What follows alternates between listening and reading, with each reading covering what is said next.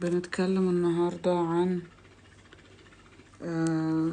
السلبيات أو المواقف المؤثرة في حياتنا في مرحلة الطفولة اللي مرينا بيها وأثرت فينا بالسلب أو بالإيجاب.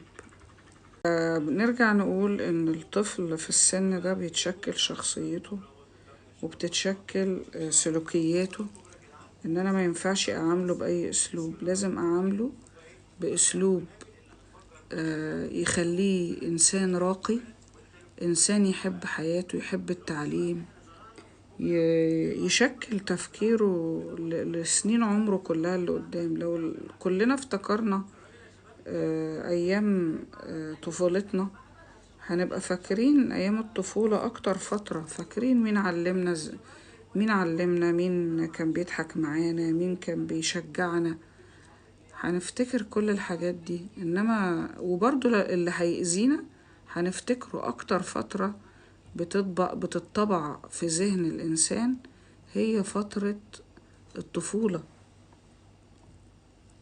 عشان كده بنقول إن الطفل لازم نراعي كل سلوكياتنا وكلامنا وتصرفاتنا معاه وهو صغير. كل حد بقى معانا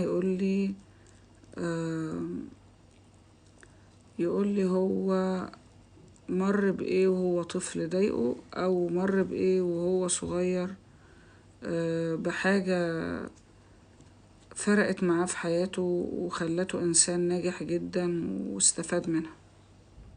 مين تعرض لموقف كويس وهو صغير في ابتدائي أثر فيه وفي حياته وخلاه وفرق معاه في حياته وإن هو أصبح ناجح بسببه، ومين اللي فاكر موقف أثر فيه بالسلب وضايقه وعمله زي عقدة نفسية. الحاجتين اللي عكس بعض، يعني لو حد حصل له حاجة سلبية من هو صغير يقول، واللي حصل له حاجة حلوة يقولها. ومع المعلمين طبعا، يعني لو معلم تعرضت لحاجة سلبية معاه أو حاجة، ده دور المعلم إن هو يعالج الطفل اللي قدامه نفسيا، مش يأذيه نفسيا.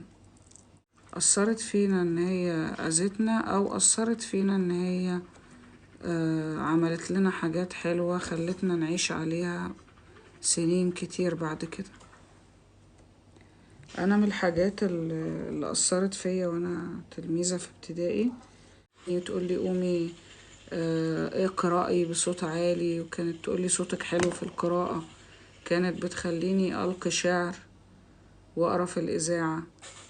ده كله خلاني يبقى عندي ثقة في نفسي، لأني كنت بخاف أقوم أجاوب، بخاف أتكلم مع حد. وأنا صغيرة كنت منطوية شوية، ما كنتش بحب أتكلم مع حد أو كنت بخاف.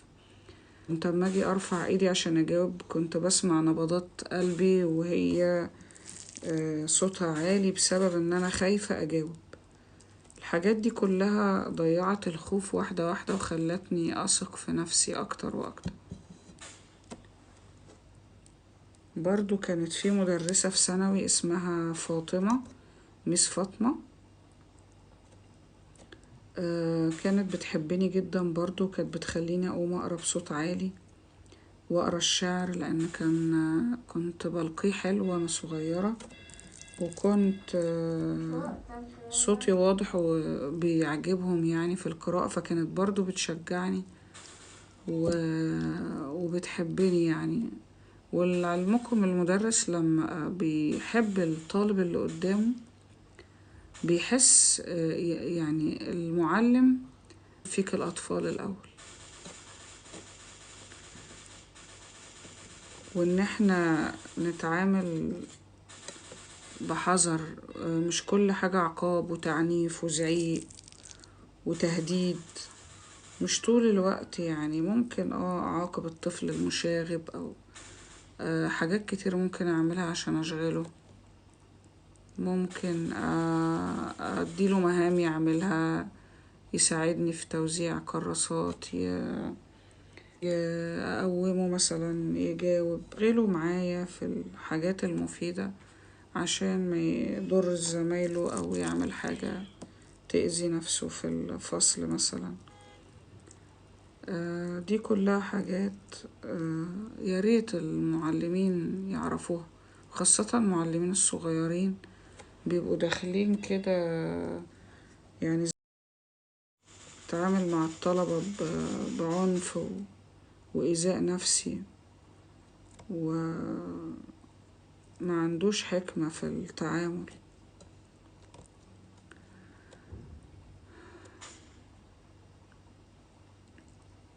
لازم يعني كنا بنقول الفكرة اللي أنا بطرحها على وزارة التربية والتعليم، إن إحنا لازم نعمل اختبارات للمعلمين قبل امتهان مهنة التدريس،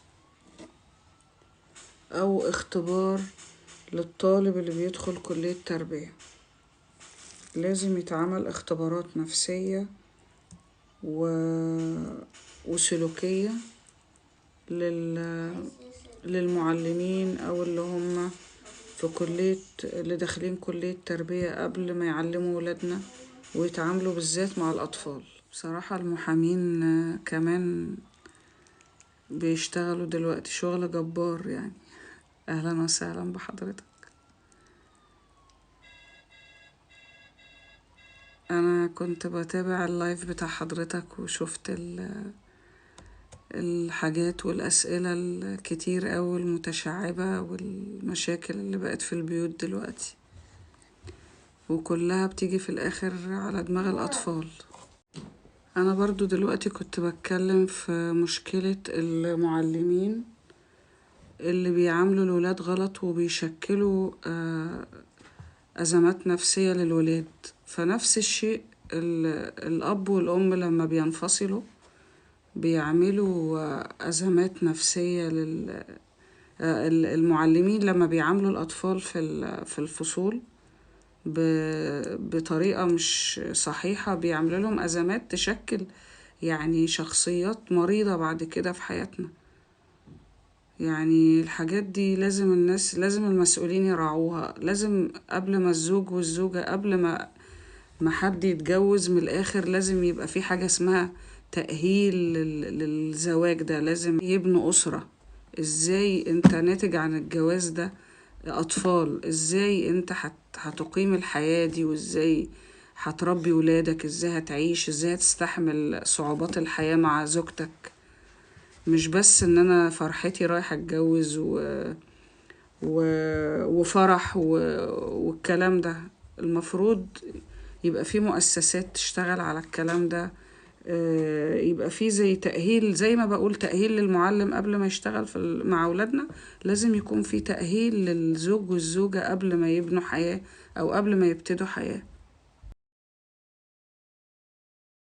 تمام، هكتفي بهذا القدر النهاردة، وإن شاء الله نظبط المشاكل دي في مرة جاية إن شاء الله. أشوفكم على خير في بث جديد وموضوع جديد نتكلم فيه، ويا رب حد يسمع كلامي وينفذه إن شاء الله.